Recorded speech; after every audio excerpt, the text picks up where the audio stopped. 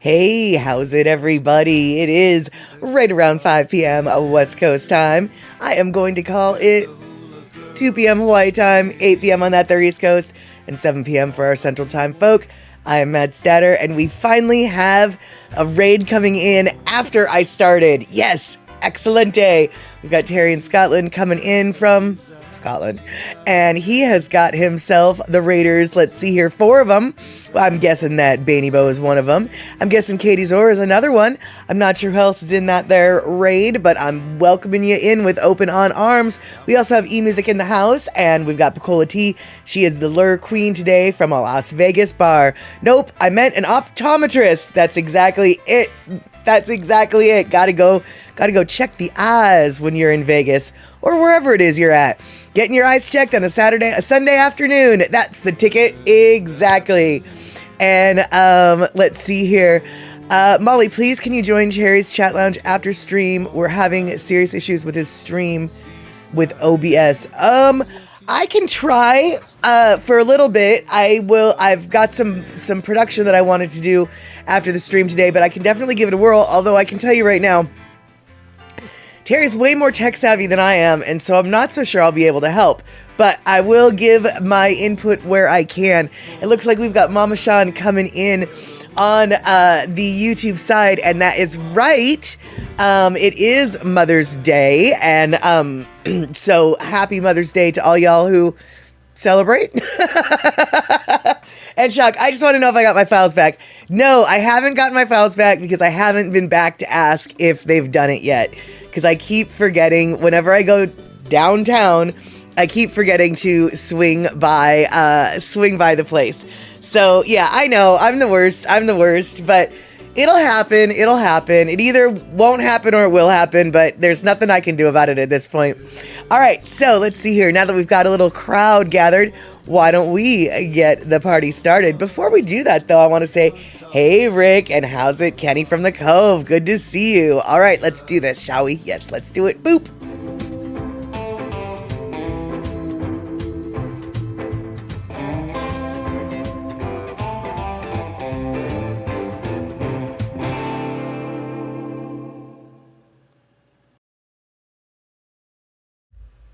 All right. Uh-oh.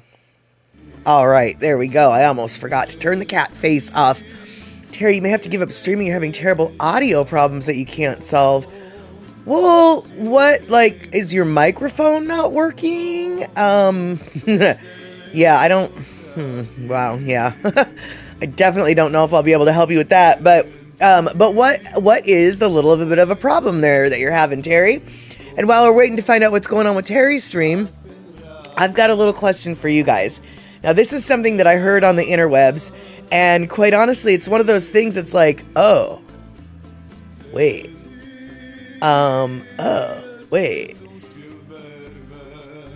Is this a true internet thing? Or is this a not true internet thing? And my question for you guys is, after you brush your teeth or mouthwash your mouthwash, do you rinse, like after you brush your teeth and you spit the stuff, do you then rinse out your mouth? Because I always have, but I just learned it on the internet that you're not supposed to. That by rinsing, it kind of takes away the protective effects that you just like went and put on your teethuses. So my question, because yeah, Shock, I do too, but my question, I guess, for those of you who might know better than me, like, is that true? Or like, are you not supposed to rinse? And then Shock points out, unless I'm using a special toothpaste that is special fluoride treatment. So, Baby Bo, I use no mouthwash at all. I don't use mouthwash either.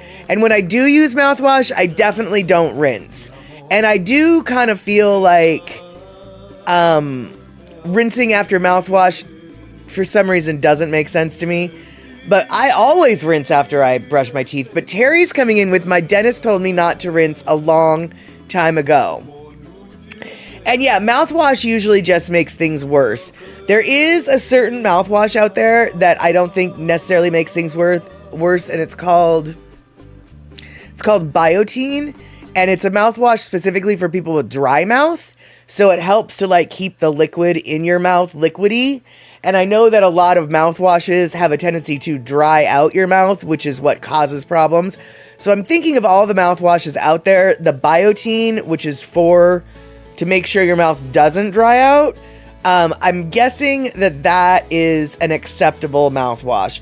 But other than that, yeah, most mouthwashes, I think, they always dry my mouth out, and so they don't seem to do much help really.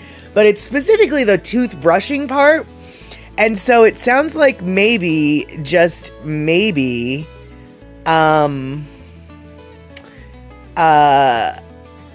shouldn't be rinsing. And let's see here, Kenny, I don't rinse after brushing. My dentist told me I'm just washing away the good effects of the toothpaste. Kenny, that's exactly what I heard on the internet earlier this week.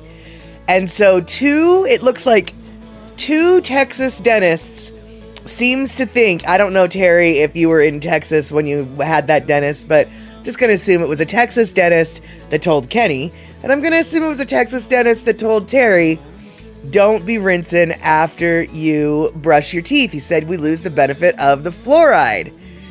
All right. So maybe, a shock, right? Nobody ever told me not to rinse. Yeah, exactly. We're sitting here talking about the important subjects here, the subjects that nobody ever thought to talk about, right? And so I guess maybe, you might not want to rinse anymore, y'all. I have no real science. Here's my science behind it. I heard it on the internet, and some of my friends agreed. So if you want to take for word, I heard it on the internet, and some of my friends agreed, then it is a fact. It is a fact, plain and simple. Now, what is also a fact is that it was a Scottish dentist, not a Texas dentist, that told Terry to do it. All right. Thank you for that clarification. So, let's see here. And hold on. Wait, what? Pussycat, no teeth, no eat meat. Exactly. Got to keep the teethuses all healthy so you can eat the meat. And, personally, I'll risk the benefit of the fluoride for the foamy particles left behind without rinsing. Well, since I learned that you're not supposed to rinse, I've not been, and honestly, I don't really see or taste or feel much of a difference. So,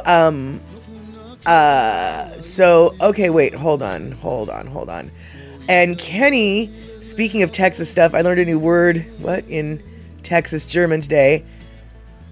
Panzerschwein?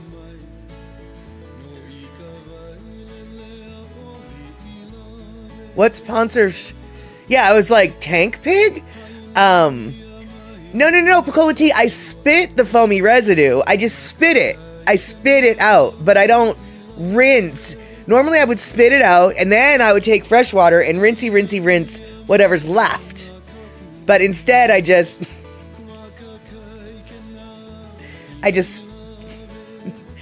spit the foamy parts out. And Terry sent me 2 links on Discord. Awesome. I have not opened my Discord. No, I have not opened my Discord yet today. So, let's see here. I will take a look-see, but that won't be for a minute. And let's see here. The chicken jockey video. Oh, Baby Boo, I cannot show that. That's going to get me copyrighted. That's a copyright situation right there.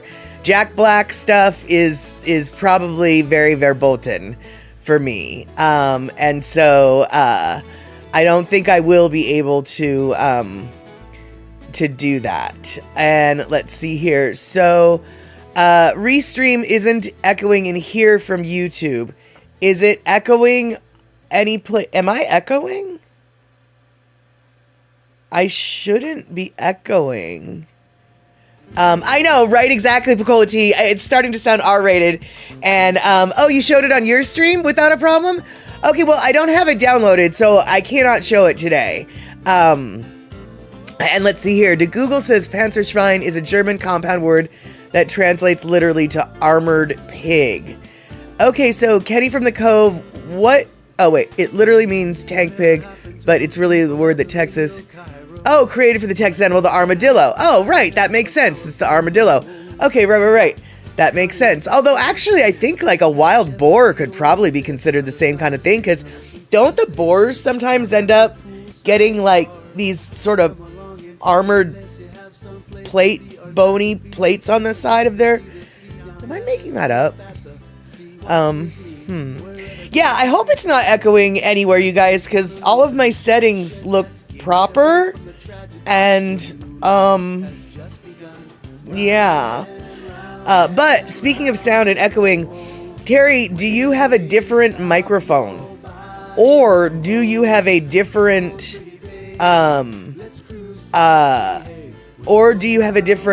cord for your microphone? Because my instinct is it might be a cord. I am making that up, says Rick. Oh, good. Because as soon as I said it out loud, I was like, that doesn't sound right at all. Oh, maybe I was thinking of a warthog. Hi, Andre. Thank you so much for resubbing for a million years and coming in with probably what I was thinking, which is a warthog. And it's not the mic. It's in gameplay audio. Oh. Okay, so Shock is saying it's not a physical layer issue. It's specific to certain apps running along with OBS that Terry's probably got the problem with. So I guess, Terry, is it all of the games or just some of the games? And since I never run games through my OBS, I just have like literally no idea. It's probably the mud coating they like to add to their wardrobe. That's it. The mud dries up and turns into armored plates. That's what it is. And Andre, oh my goodness, popping in, gifting 5 subs. Thank you so much. And it's only from OBS. You can stream through Discord without issues. Huh, weird. Yeah, well, it definitely sounds like it's an OBS issue. But yeah, I don't have any idea. I would definitely say that Shock is going to be your person more than me on this one. And let's see here. Oh, thank you so much for the 600 biddies there, Andre. Now we've got ourselves a hype train by Andre. And Mr. and Mrs. Aloha Friday, good to see you. Just got home from work. My oh my, you work late sometimes.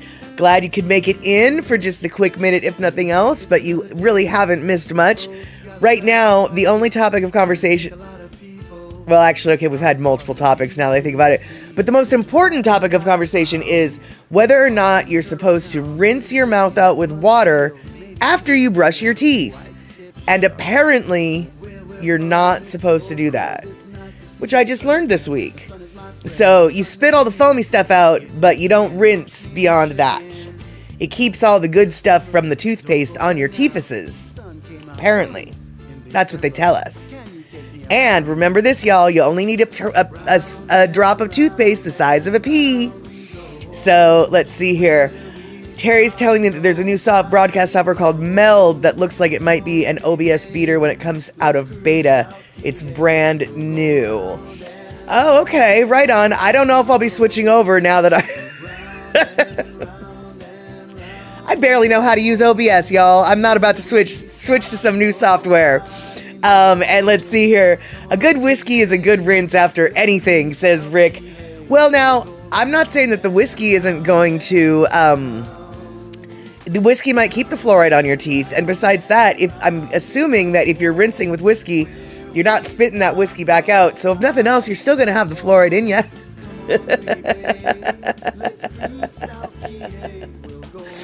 And let's see here. In Texas, hold on, wait, what? There's a warthog in Texas? What was Kenny saying about warthogs in Texas? Oh, here we go. No warthogs in Texas. In fact, I'm fairly Certainly not indigenous North America, Africa maybe. Oh yeah, that's true, but that doesn't mean they aren't. But as Andre points out, there might actually be a warthog in Texas or in the United States, if nothing else. But yeah, no, not native. You're right. I don't think it's a species that comes normally within the American continents. That's for sure. I agree. And Shock coming in. I think this notion that you must not rinse should be calibrated to whether you have a tendency to get cavities, whether you have fluoride in your water, rather than a blanket statement from the interwebs. Listen, Shock, you come in here with reasonable facts and justifications for not believing everything you hear on the interwebs? Well, you're just breaking my heart. You're just breaking my heart. You mean to tell me that I can't believe everything I hear on the inner tubes? Because if I hear it on the inner tube, you know I better believe it. That's why I'm not rinsing my mouth no more. Actually, that's not really true. Yeah, so let's see here. Darlene, there might be some wild pigs, but no warthogs. Oh, there are definitely feral hogs. Absolutely, there are feral hogs in and around the Americas. People, wild hogs. Wild hogs actually are a legit problem in some areas. And if you remember, maybe a year or so ago, you guys, we've had a stream about wild hogs, and the wild hogs that are coming in from Alberta, Canada. The feral, huge, vicious wild hogs that can survive under 30 feet of snow and hibernate in the winter. Yeah, dude, we've already talked about that.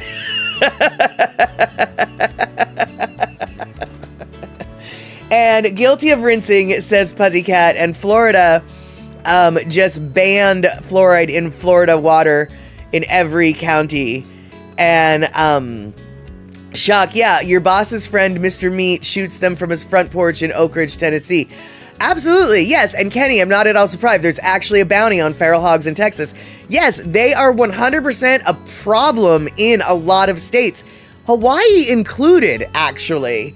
The feral hogs can wreak havoc upon a landscape.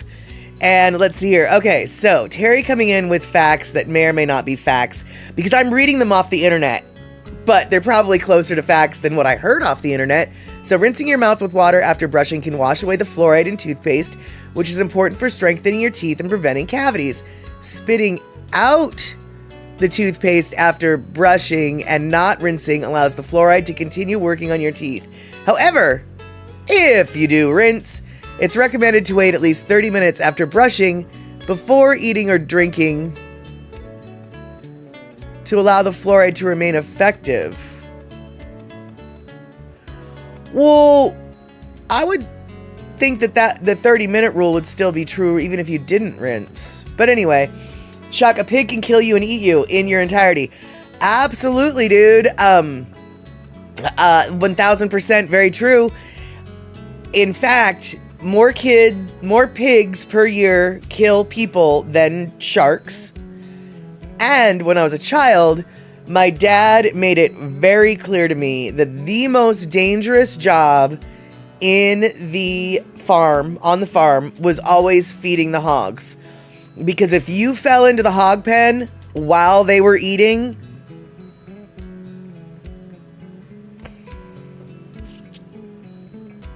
yeah, you getting ate. You're getting ate.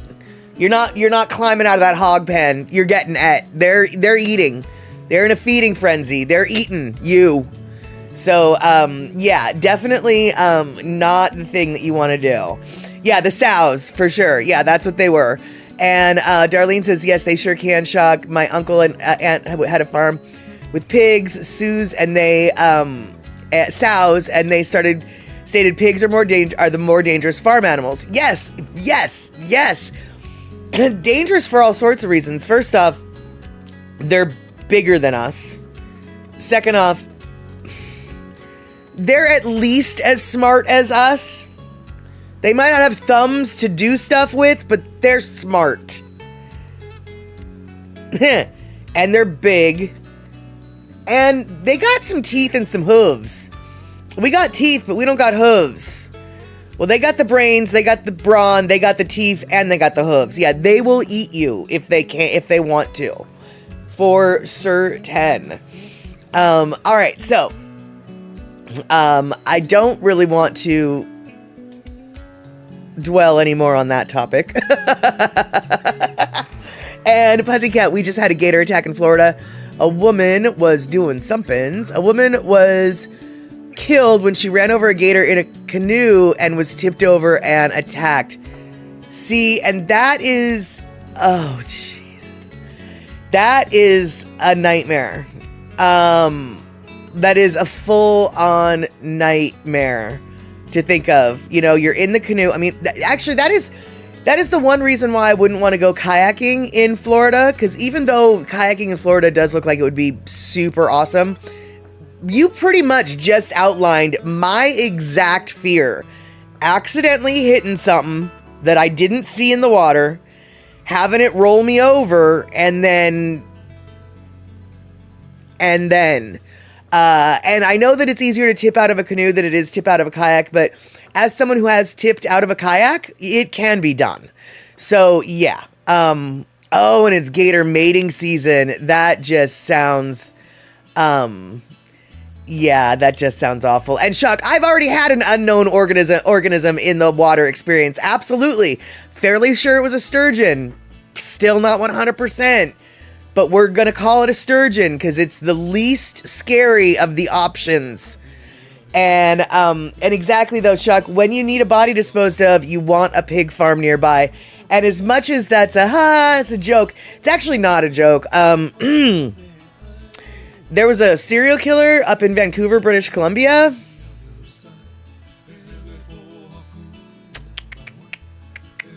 Guess where he lived? Guess what he did for a living? He is a pig farmer. Oh, yeah. Yeah, they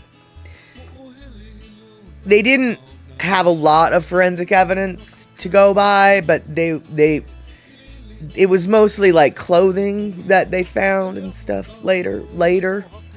Yeah, later. Kenny from the Cove, gators and crocodiles are Archer's biggest fear. And Pussycat, yeah, throw a body in the river and the gators will take care of it. Yeah, not at all surprised. That's like in Louisiana, just dump a body in the bayou, ain't nobody finding it again. And so let's see here. The upside to shooting feral pigs, the younger adults are sometimes edible.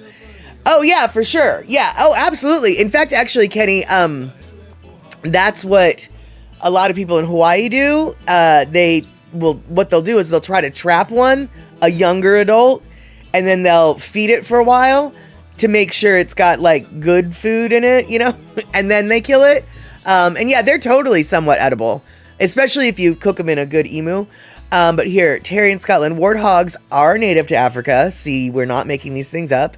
Have been imported to private ranches in Texas, and they have since escaped captivity, establishing a breeding population in the state. Well, I guess we do have warthogs in Texas now, don't we? These warthogs are considered an invasive species with the potential to negatively affect native wildlife and habitat. They were first reported in Texas in 2014, and by 2015, a growing population was confirmed in South Texas. Well, my oh my, those warthogs get around. What do you know? What do you know? And all right, Picola T, thanks so much for coming in. Happy Mother's Day. Hope you have a good one. And yeah, and well, okay, yeah, you've got you've got you've got gators, you've got freshwater gators, saltwater gators, but you also have alligators that live on land. I don't know if you remember this, but we had a stream a little while back. They're called forest alligators, and forest alligators live in the forest. But a subspecies of the forest alligator is the cave alligator, who live only in certain caves, and they're actually evolving into a larger species than the forest one, and they've completely changed color. They're orange instead of green. So yeah, gators are everywhere, man. Gators are everywhere. Don't you be afraid, man, because gators are everywhere. Gators, you'll see your share, man, because gators are everywhere. And gators are really fast on land. Yes, they are. You got gators and hip waders all set. Yeah, well,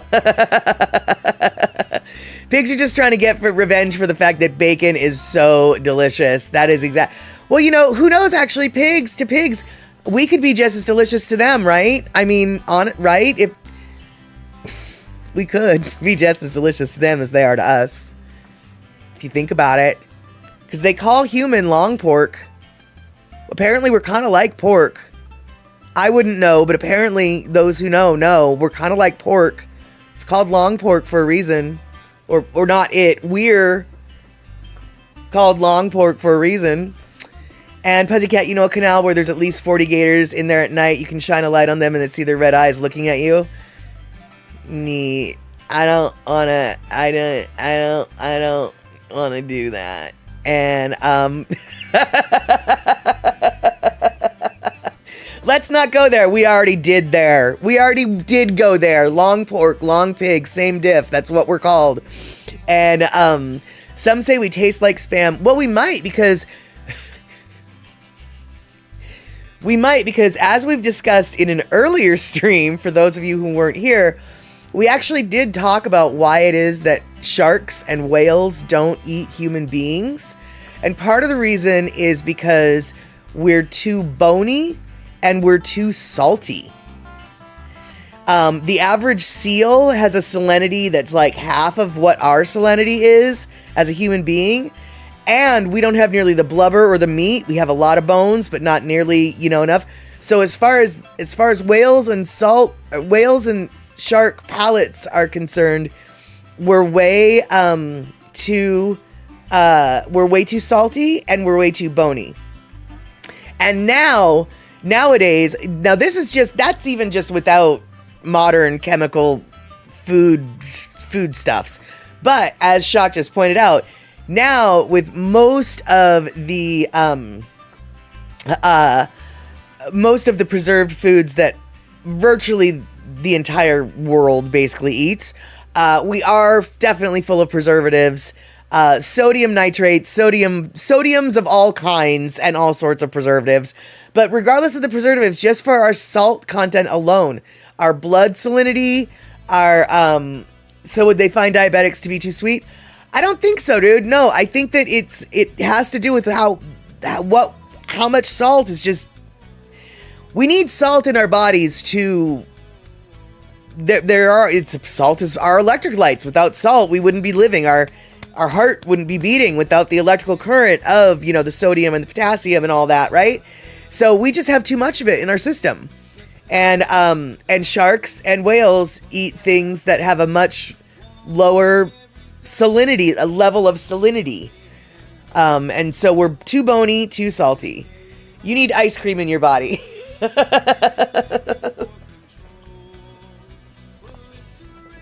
I need pamplemousse. And let's see here. Yeah, polar bears like to eat us, which is rare with other animals. Well, polar bears might be able to handle the extra salt, Let's just say this. Polar bears, they extra salty. We taken their ice away. They extra salty about that. And do not eat a polar bear liver. Okay, and no problem. Shouldn't even be an issue. By the way, okay, do not eat a polar bear liver. Why do you say that? And then why would you? I just couldn't let on the utter ridiculous of that question. I take you way too seriously, Kenny. I just take you way too seriously. And vitamin A toxicity. Oh, well, yeah, but that can happen with almost if you overeat too many. Let's try that again. If you eat too much liver in general, you're at risk from vitamin A toxicity. Does a polar bear have even more vitamin A? And I mean, you know what? I don't the idea of eating liver just doesn't sound good to me. The idea of eating a liver sort of is to me the same thing as eating an oyster. Why would you want to eat the filter? Why? Why would you want to eat the filter? And let's see here. Oh, okay. Here we go. Terry in Scotland coming in, supporting Shock's science teacher's fact. Eating polar bear liver can be lethal due to its extremely high levels of vitamin A, which can cause hypervitamosis. Polar bears, as top carnivores, bioaccumulate vitamin A from marine algae, really, and seals, storing it in their liver. Consuming just 1/10 of a gram of polar bear liver can provide the recommended daily allowance of vitamin A for humans. 1/10 of a gram. Wow, but the entire liver contains enough vitamin A to potentially kill as many as 52 adults. Whoa, dude. That's crazy. Pussycat, what's on the agenda tonight? Well, in about 10 minutes, we've got our Lono listening break. But before that, I wanted to show you this video because, shark livers. Yeah, we don't want to eat a shark liver, but I can tell you this, Pussycat. Great white shark livers have approximately 2 million calories in them, I think, is it? Or 1 million? It's something crazy. It's over 1 million, or it's at least 1 million calories. And that is exactly why orcas go for them, is because they're so calorie dense that they can actually live off of one shark liver for over a week. And Kenny from the Coast, because if you clean bread and fry certain livers, chicken and beef, serve it with sauteed onions, it's yummy. I will let you sit next to me at the dinner when we have liver. I'll take some onions and you can have my liver. Yeah, there we go. And let's see here, Terry. The liver of the great white shark is a crucial organ. It makes up 28% of the body weight of a shark. Wow, that's big. It contains, or it serves multiple functions, including buoyancy control, and energy storage. The liver contains high levels of squalene, I don't know how to say that word, a compound that helps the shark maintain its depths in the water. Additionally, the liver acts as a significant source of stored energy, allowing the shark to migrate over long distances and go for extended periods without feeding. There you go. Well, I'll tell you what, you guys, I have no idea how long this guy can go without feeding, because this guy is huge and what he eats is little. And I'll bet you've never seen a video of this guy so close to shore, so close to people on a dock. Check this video out, you guys. I saw this, I think, yesterday.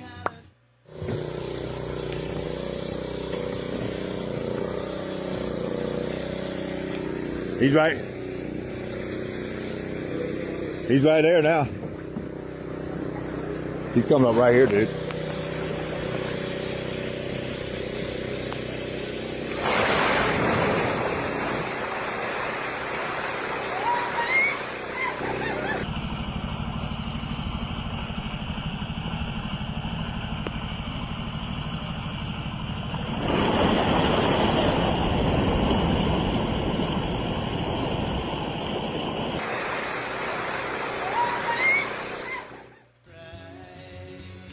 I have never seen one of those so close to the shore. I mean, actually, I've never seen one in real life anyway, but I've never seen a video of one so close to the shore. And that was not an orca, y'all. That was not an orca. That was a big old gray whale? I think it was a gray whale. Honestly, I think it was a gray whale. Yeah, that was almost a shore lunch. Exactly. But man, I would have been so stoked to see that. Now, at first I thought when I first posted that video on my Facebook, it was posted by a group, the Grays Harbor Historical Society. So I thought that it actually took place in Grays Harbor, and I was freaking out. I was like, oh my God, these are in Grays Harbor? Because Grays Harbor is deep enough to do that. But as it turns out, that did not take place in Grays Harbor. That took place up in Alaska, which is much less shocking. But still, to see it so close to the shore, to me, I was kind of shocked, y'all. And let's see here. Kenny from the Cove, picture this. If Molly and I were the same age in kindergarten, in the school cafeteria, getting scolded for eating off each other's tray, I'm pretty sure that Molly and I would have been partners in crime if we went to school together, but my mom would have loved her. Oh, I don't know, man. A lot of moms did not like me. And let's see here. Darlene, I do not like liver. I can eat liver sausage, but not liver. And then, yeah, way too close for comfort. That's kind of how I felt about it too, actually, Darlene, was just like, what if that thing had tried to rise while it was still under the dock? I mean, I just, yeah. Hey, Crazy Fist, good to see you. You're coming in about 5 minutes early. We're going to be getting a Lono listening break in about 5 minutes. Right now, we're just talking about livers, things like that. And then let's see here. How am I doing? Well, you know, same old, I guess. How you doing? Glad to see you're here. It means that you've got time to spare, which is awesome. And let's see here. All right, you guys. So we haven't had one of these in a little while. And so I specifically did something so we could have one.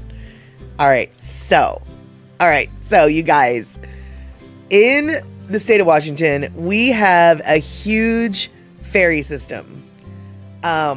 And actually, I've been meaning to do this for a minute. Okay, we've talked about the ferry system here before. And Terry in Scotland said that he can go on a ferry in American Truck Simulator from Port Townsend across the Sound to, he didn't say where. And I said, no, you can't do that. That's not, Port Townsend's ferry doesn't go there. Port Townsend's ferry goes to Canada.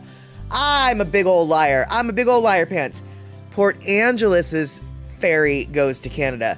Port Townsend's ferry goes to a place called Keystone on the Whidbey Island.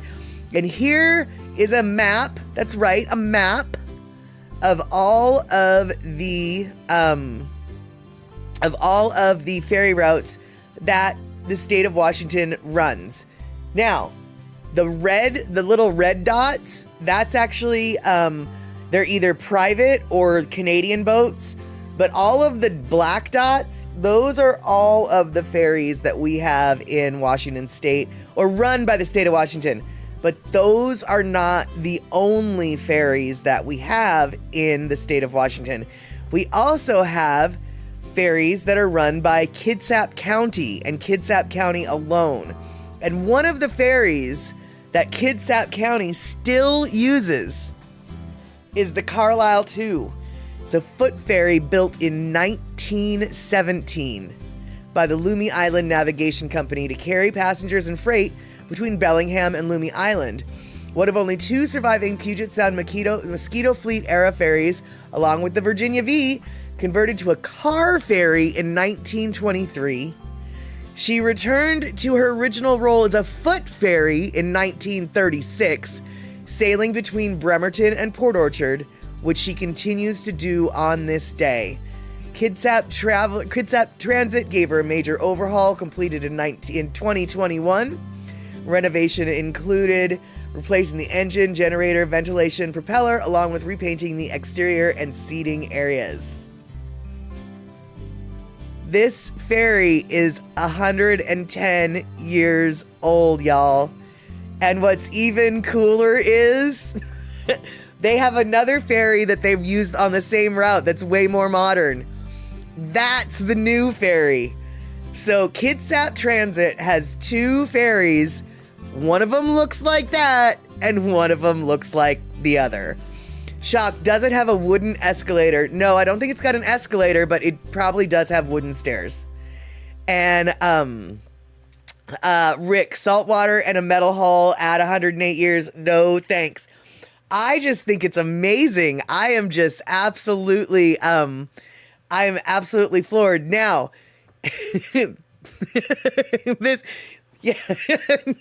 now, Rick, you have to understand, God, I'm sorry. You have to understand, this ferry,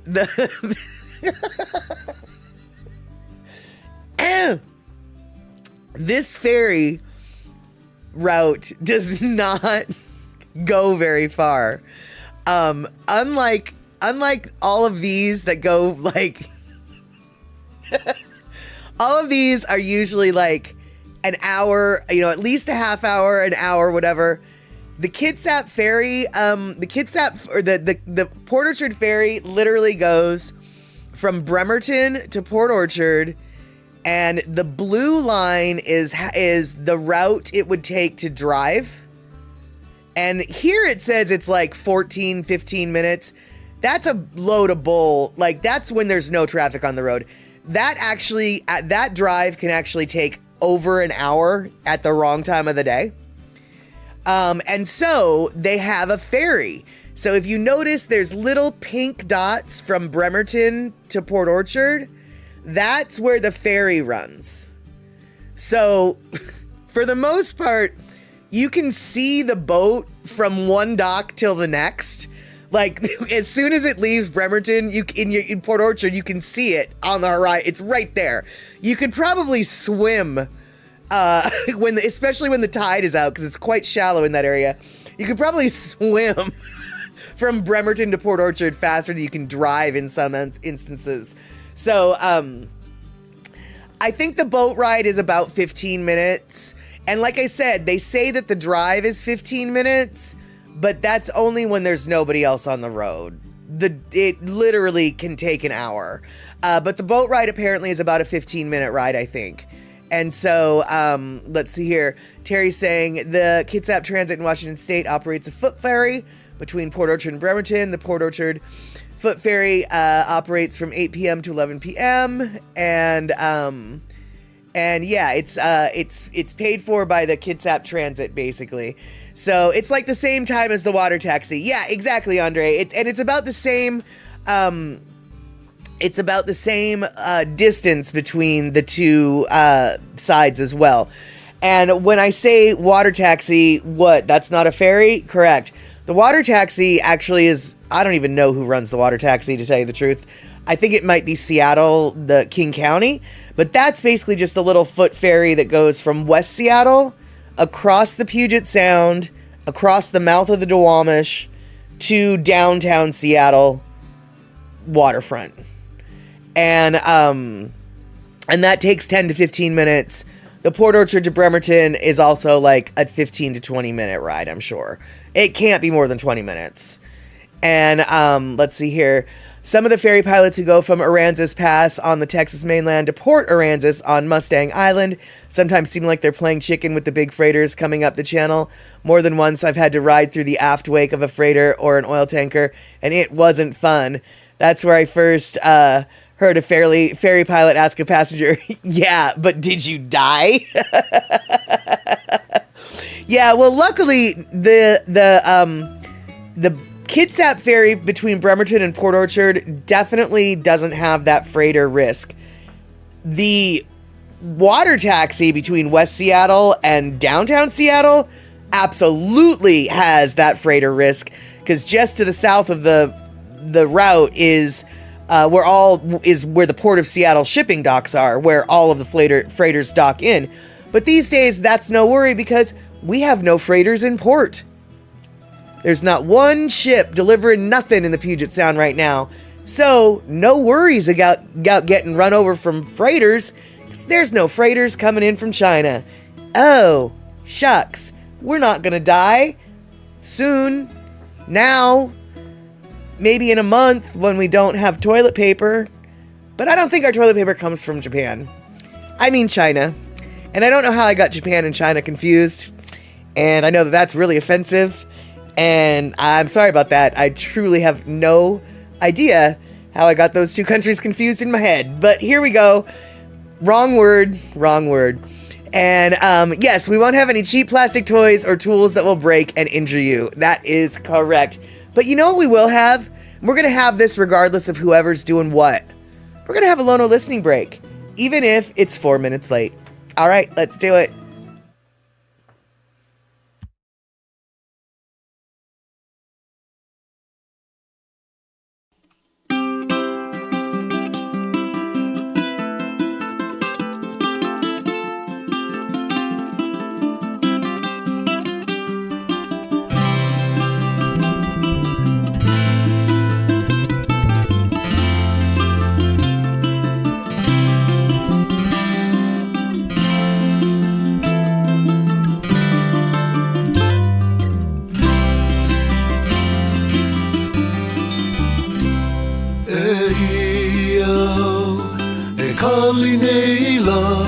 He ui maoli no ke ia aina la E honi nei a loko o ka pu'uwai Mana pai ala o hina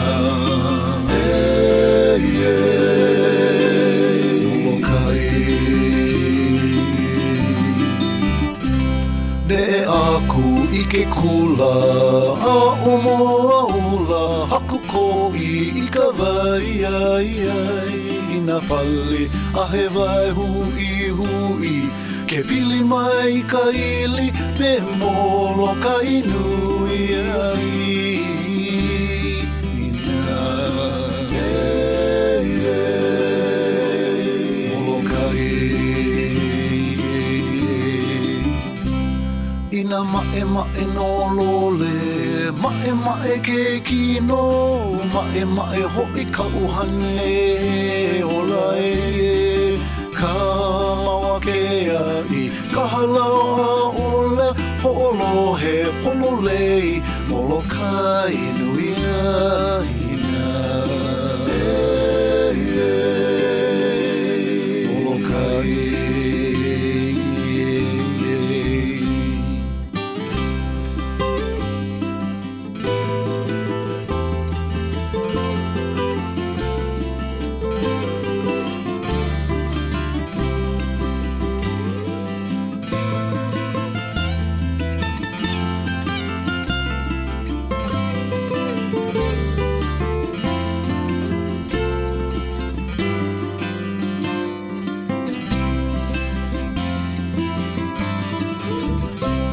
Haina ia aku no yo ia au ka neila He ui maoli no ke ia aina la Ho'olo he polo lei Molokai nui aina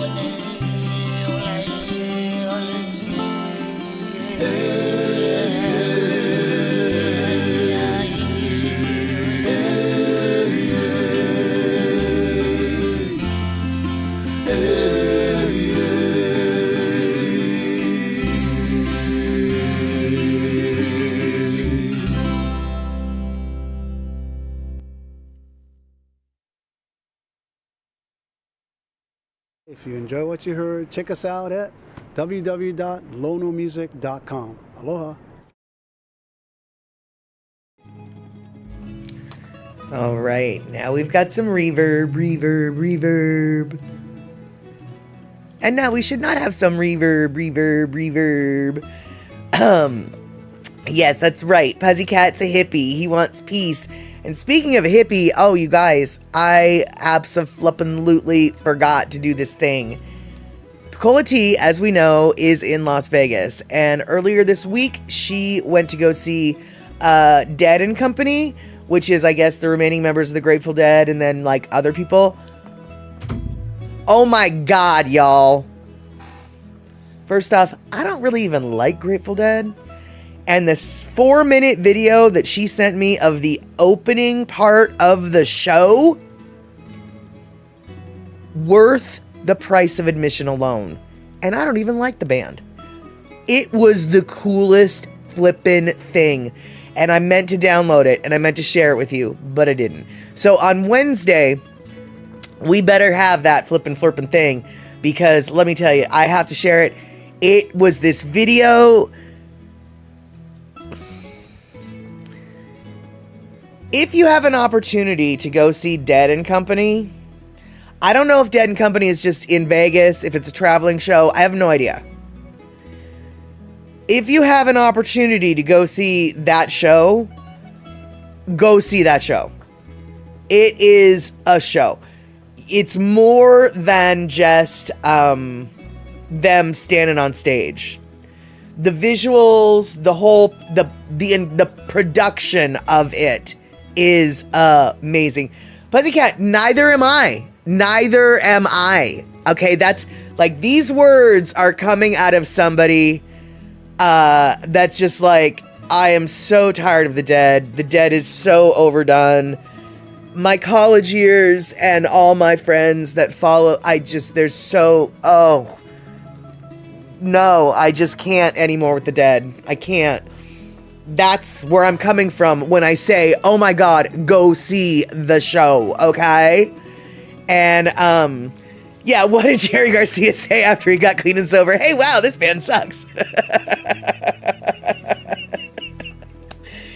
There's something to be said for that. Yeah, I'm definitely more of a Pink Floyd, Led Zeppelin girl myself. There's nothing about me that's a flippin' deadhead, okay? Let's see here. Kenny from the Cove, that rock from first grade sounds hysterical. Or not hysterical, it sounds lovely. It sounds like super cute, your little thumbprints. That's a beautiful first grade art project, actually. I'm so happy you still have that. And, all right, so Terry in Scotland coming in. Dead & Company is an American rock band that formed in 2015 with a lineup of former Grateful Dead members Rob Weir and Mickey Hart and Bill Kreutzmann, along with John Mayer. Oh, okay, John Mayer. Otel Burbridge and Jeff Chimenti. Sorry, I don't know about that. Jay Lane replaced Kreutzmann on drums in 2023. Andre, like Pussycat and myself, I did not like the Dead. Yes, no, nor did I. And let's see here. You were doing school shop projects in your garage just today, says Shock. And Andre, I like Dead Can Dance, though. Nice. And Mr. and Mrs. Lowrider, you want to see it? Yeah, totally. Yeah, I wish I could remember. I would, if I was more technologically adept, I would try and do it now, but I don't know if I can, because I don't really remember how she sent it to me, and how she sent it to me matters on how easy it is to download. So yeah, yeah. You're a Steely Dan man. Got it. Yeah, you know, I have heard of Steely Dan, and I have no doubt in my mind that I have heard Steely Dan. I've heard of them, and I have no doubt I've heard them. But honestly, I couldn't name a Steely Dan song if I have no idea what, I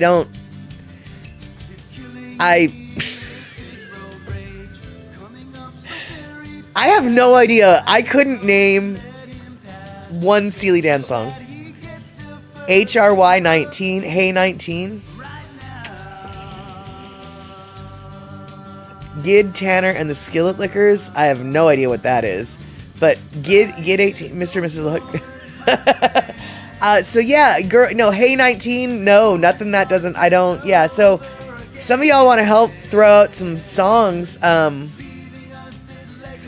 Oh, Ricky, don't lose that number?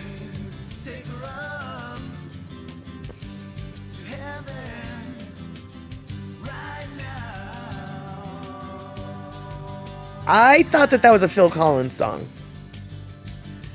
I thought that Ricky Don't Lose That Number was a Phil Collins song. So, I mean, if it's the song... Oh, no, that's Billy Don't Lose My Number. Billy Don't Lose...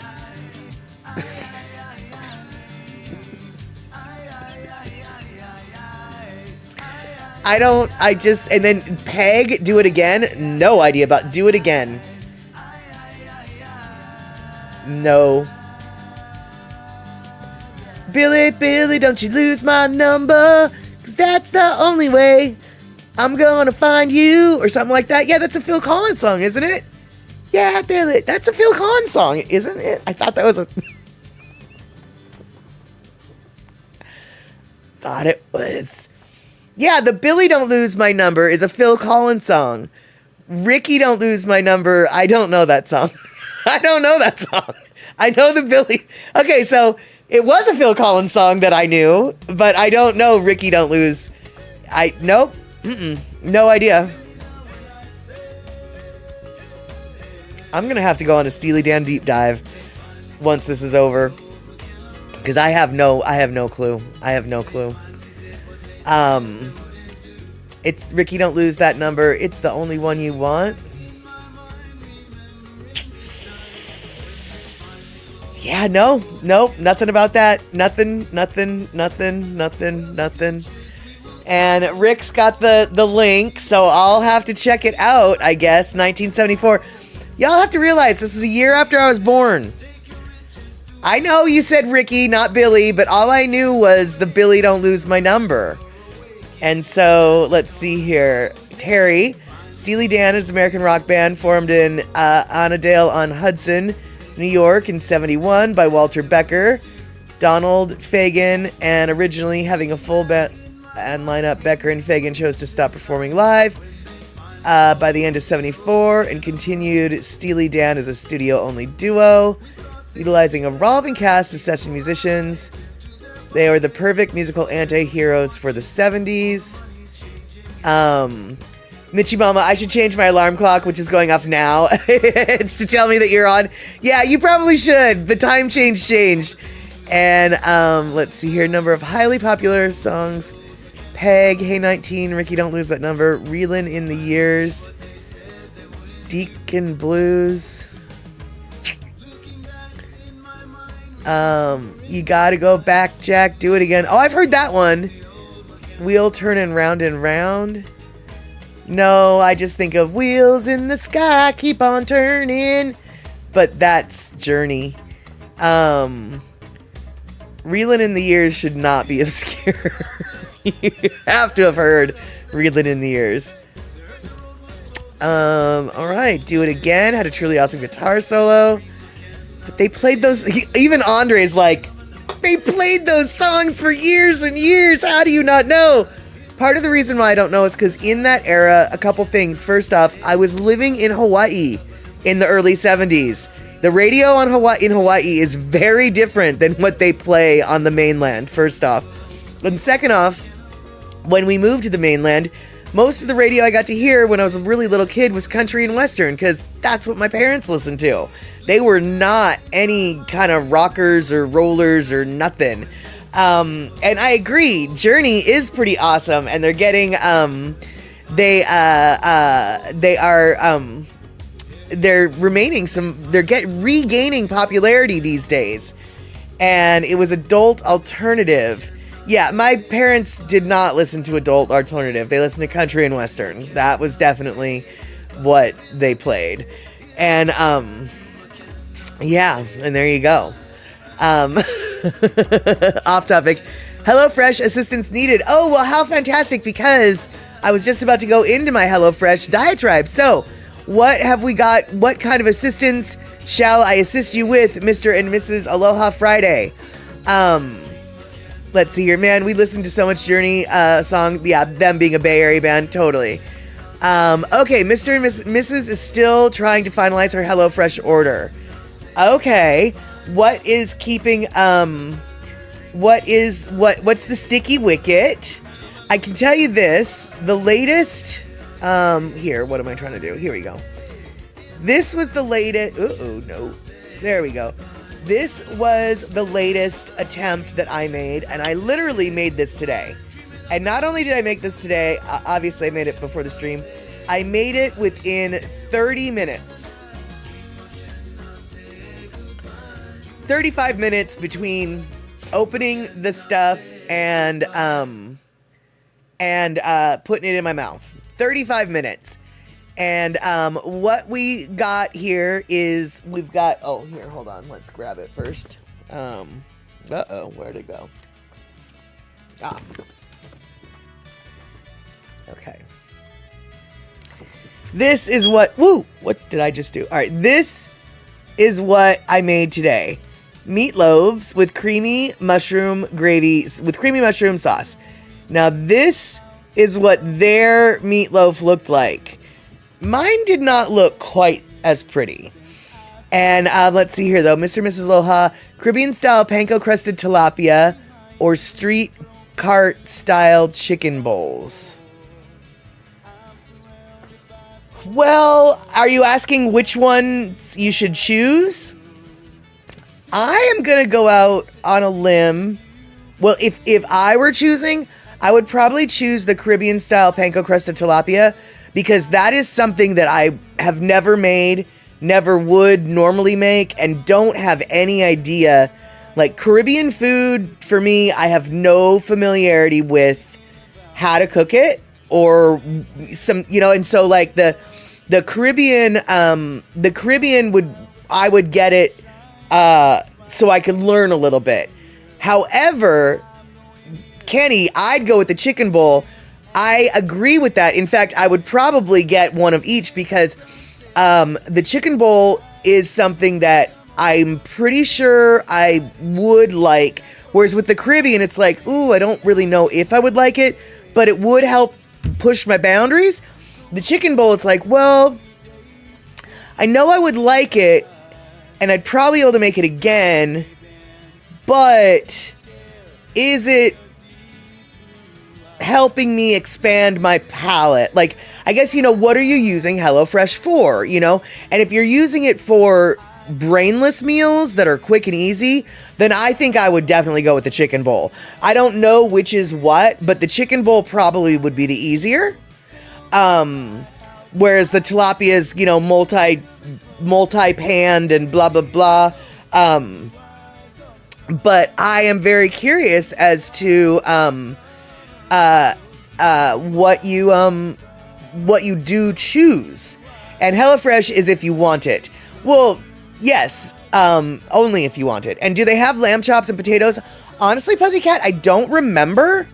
Well, okay, first off, they have a lot, as you can see from the cards I have in front of me. Oh yeah, I know. I remember Crazy Fist. Yeah, you're not into the whole HelloFresh, rightfully so. But they do have a lot, and they actually might have lamb chops. They really might. But as you can see from a lot of what I even ordered, we've got meatloaves with potatoes. We've got fish with potatoes. We've got chicken with potatoes. So they are, because a meat, vegetable, and potato dish is really quite an easy thing to make, they've got a lot of variations on that. Whether or not they've got the lamb chops, I have no idea. But I do know that they do rotate their menus, and I would not be surprised that that if during some of the rotations there is a lamb chop available. I also, though, would not be surprised because some of the HelloFresh meals have a surcharge. Like, none of these meals, the sesame chicken gyoza with cabbage salad, the beef enchiladas, or the meat and potatoes meals that I got, none of these had a surcharge, but there was like some sirloin steak wraps and some extra shrimpy whatevernesses or whatever. They cost an extra couple bucks per meal. And so I wouldn't be surprised if maybe the lamb chops would fall under one of the meal category, the meals that have surcharges. But I truly don't know. But what I do know about HelloFresh is this particular meal, okay? I got this set of ingredients. On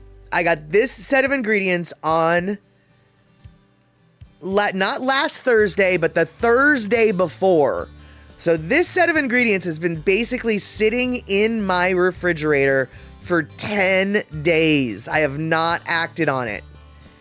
The label on the beef says don't use after 7 days after delivery.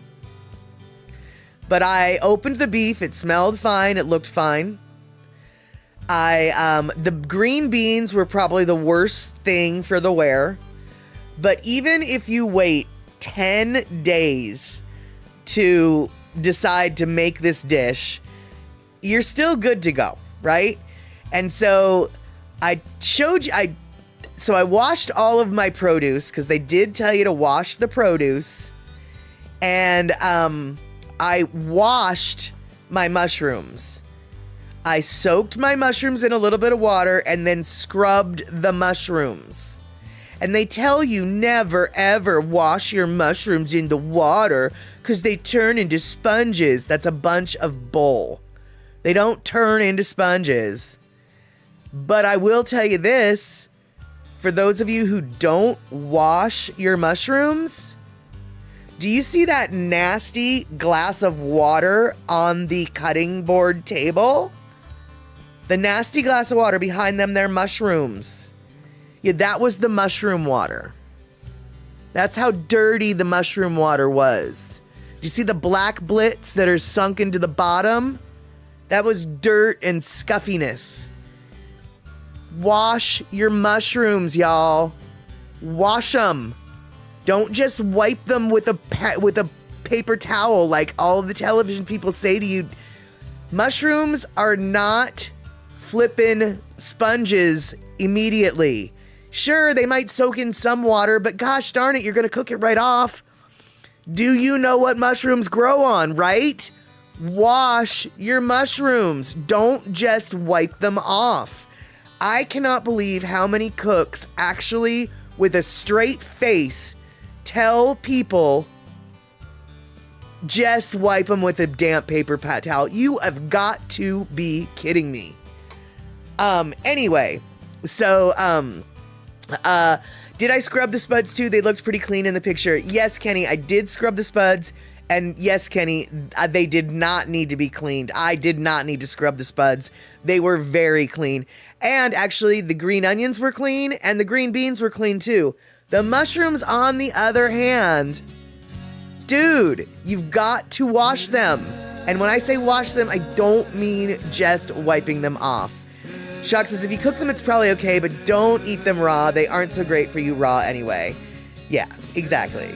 So, so there you have it, Rabbit. That was my public service announcement for the day. And by the way, the fact that HelloFresh had dirty mushrooms has nothing to do with HelloFresh. Every time I wash my mushrooms, they have water that looks like that. This is not HelloFresh mushroom issue. This is a mushroom issue, all, okay? So wash your flippin' mushrooms just like the HelloFresh instructions tell you to do. And then when you're done with that, you're going to mix in your white onions, your green onions, and your garlic powder, and your panko, and your beef. You're going to make a meatloaf. A meatloaf with no egg binder in it was the craziest thing for me, okay? I did not understand how... You thought it was a glass of ice water? Yeah, no, it's dirty mushroom water is what that was. I very specifically put that in there for a reason, for the public service announcement. And so one of the reasons why I chose this meal was because I knew that they were going to have me making a meatloaf without eggs. Because the thing is with HelloFresh, they do require you to have a couple of ingredients on your own. For instance, if you're going to use butter, or if you're going to use oil for your pan, or if you're going to have salt and pepper, they require you to have that on your own. In here, let's see here. So for the meatloaf thing, you're going to need your own cooking oil, kosher salt, black pepper, and butter. For the dill chicken, looks like you don't need anything. They gave you everything, the dill chicken. But for, let's see here. For a couple other things, basically, you're going to need to I guess not all of them break it down like that. You aren't going to, basically, oil, butter, salt, pepper. They're going to, that's all that you need. And I know that they knew that they weren't going to require me to have an egg. So I knew that the meatloaf wasn't going to be made with an egg. And I thought that was really weird. So I kind of wanted to see what a meatloaf would be like without an egg. And I can say now, it's perfectly doable. I don't know what I'm talking about at this point. You are correct. So anyway, meatloaf, no egg, craziest thing in the world as far as I'm concerned. So those are the 2 little meatloaves that you're supposed to make, and you roast them with the little beanie beans. And then while you do that, you got to mash up your taters. By the way, I undercooked the taters before I started to mash them, so they weren't very good, but that was me. That was my problem. That's not a HelloFresh problem. The taters would have been delicious. They would have. And please stop talking. What do you mean? I don't know what I'm talking about. With the mushrooms? Or with the what? And as you can see, slicing the mushrooms, you got to cook the little mushrooms up. These are what the meatloaves looked like afterwards. And I got to tell you, they're a lot uglier than what they had on the picture. A lot uglier, but they're pretty tasty. And then let's see here. I didn't show you. Oh, I thought I had my sauce. Where did the sauce picture go? Oh, I had really good pictures of how to make the sauce. The mushrooms I had sauce pictures called dang it. Anyway, I made sauce. I put it over it. That is what the final meal looked like.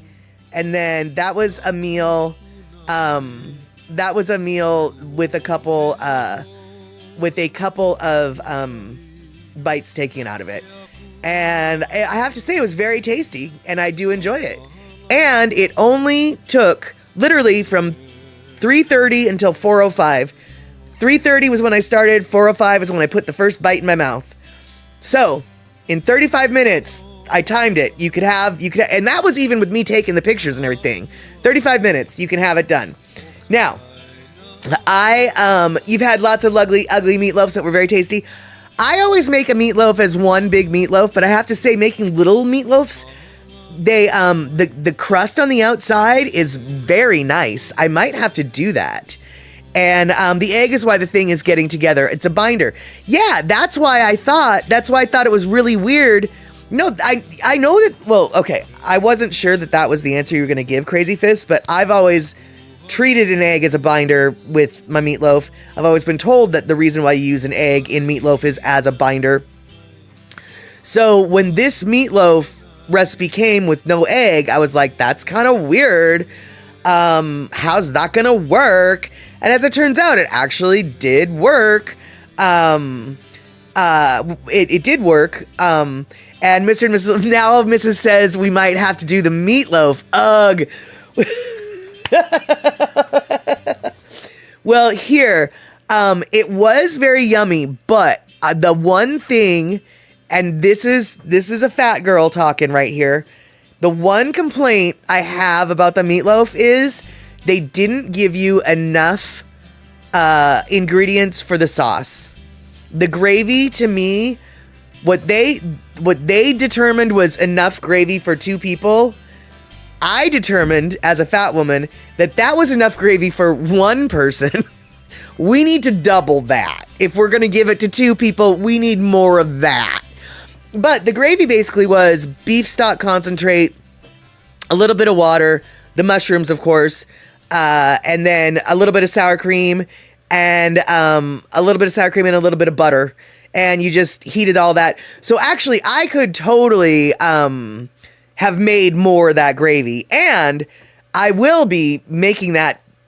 Let me try that again. I will be making that beef mushroom type gravy again. This particular, almost all of these recipe cards, I will be using part of this recipe again for something else, or an idea from this recipe again for something else. And so, to review and to summarize, the beef enchiladas, possibly my favorite. Very good. Super easy. But they weren't really enchiladas because they were made with flour instead of corn, but still delicious. The meatloaves with the gravy, also good. The fish with the broccoli and the mashed potatoes. Okay, I didn't have mashed potatoes. I had roasted, either way, very delicious. And then this one I want to touch base back on. This was the sesame chicken gyoza red cabbage salad.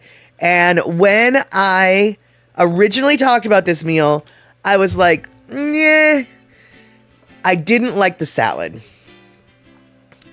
Dude.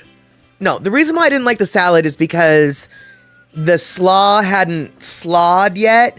The dressing hadn't absorbed into the cabbage. Later that day, that cabbage became some of the most delicious cabbage in the world. I think that the red cabbage salad with the gyoza is best made as a lunch. So you make it beforehand, but you take it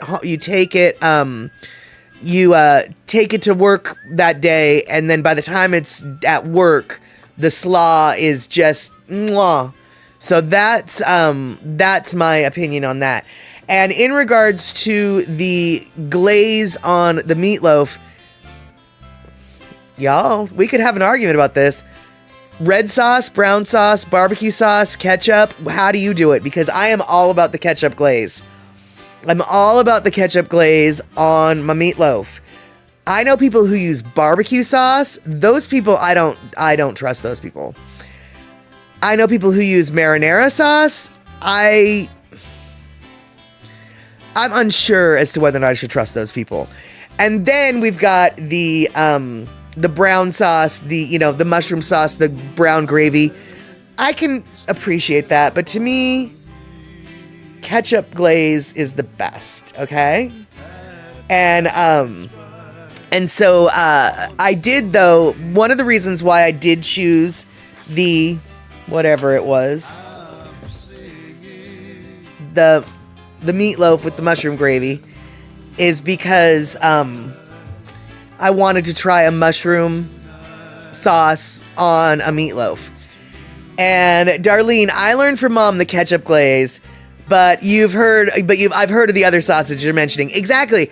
I grew up with the ketchup glaze, and so it was kind of a mind bender when one of my friends from New York, who's totally Italian, he was just like, of course, it's just a nice marinara on there. It's a red gravy. And I'm just like, no, it's not.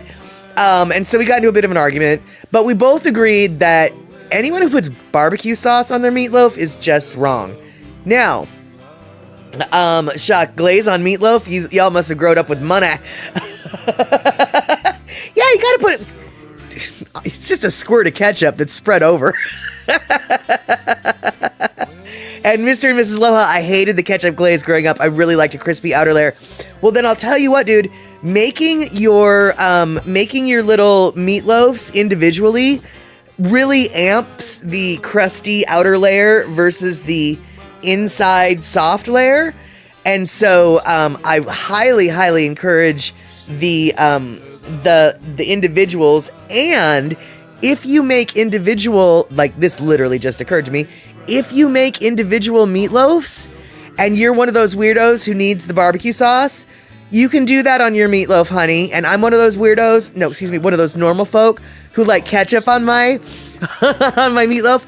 Well, I can do that. And if you want gravy on your meatloaf, we'll just leave that. And if you need the marinara on your meatloaf, then we'll just do that. Okay. So if you do them individually, everybody can get the glaze or no glaze that they want. And let's see here. And I was not a fan of Salisbury steak either. What is the difference anyway? Well, ultimately, Shock, I think the difference is how it gets cooked.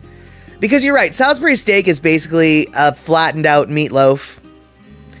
But it's cooked in the it's first off, it's patties, right? Or patty-ish shaped. And then it's fried up, but then it finishes the cook in the gravy. Whereas a meatloaf doesn't cook in the sauce. And ultimately, I think that that's basically the difference, right? I mean, Crazy Fist, you're a chef. Salisbury steak versus meatloaf with gravy. What's the flippin' difference? I think it has to do with how the meat ends up being cooked. One is a dry cook, and then one of them's cooked in the in the gravy? I don't know. And oh god, right now I'd wrestle a grizzly bear for a meatloaf sandwich. I'm drooling over here.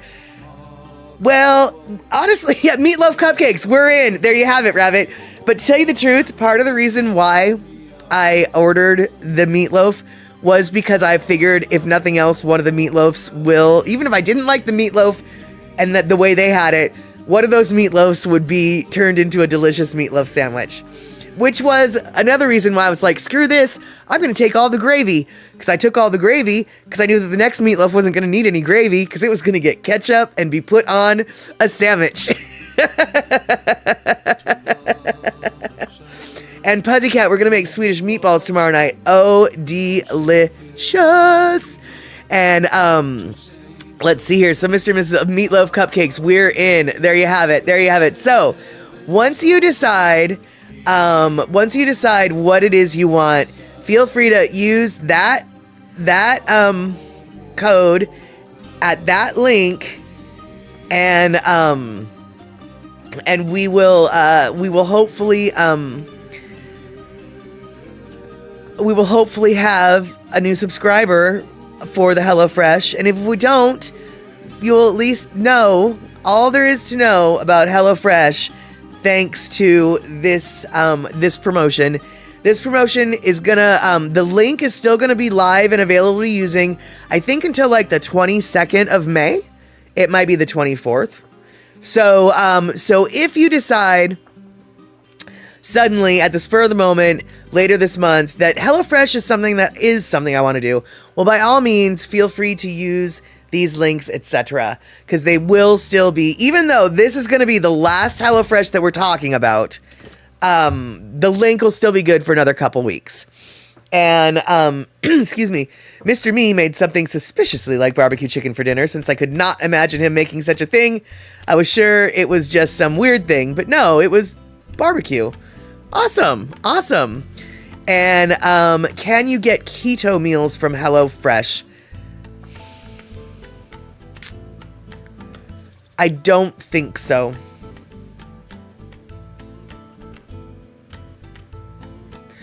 They do have carb conscious or carb smart, low carb, but no, I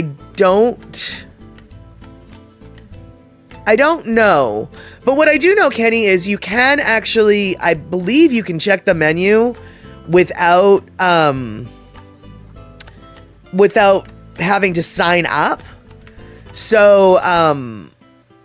So you might want to check, but no, I don't think so.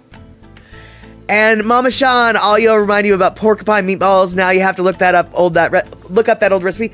Isn't that where you stick the spaghetti noodles into the little meatballs, and then they look like hairy meatballs? Or are porcupine meatballs the ones with rice in them? What are porcupine meatballs? I feel like they're the noodle ones, but as soon as I said that, I thought maybe not. Okay, so Mr. and Mrs. Aloha, they're all up in there. You can do keto with customization. Okay, so yeah, HelloFresh has got their act together. They know what people want. So okay, there you go. Okay, so it is with the rice. As soon as I said with the noodles, I was like, no, dude, they're the ones with the rice. I love meatballs with rice. And let's see here. Man, I have lost so much weight on keto in the last 3 months after my heart failure hospitalization. I went from 373, full of fluid retention, and now I'm like 281. Whoa, dude. That's almost 100 pounds of fluid and random stuff. I'm going to assume that's not all fluid weight loss, but holy moly, yeah, that's like, that is crazy, dude. And I don't think Crazy liked my menu. I think he left. Hope he doesn't let the doorknob hit him. Well, I have to say, part of the reason why I chose this menu was because some of the stuff are things that I do cook, and so I wanted to see how they were made their way versus mine. But other ones I was just doing because, I wanted some inspiration. And so I can't even the Cove. As far as food goes, what I want and what I can actually have are often two very different things. Yes, I agree.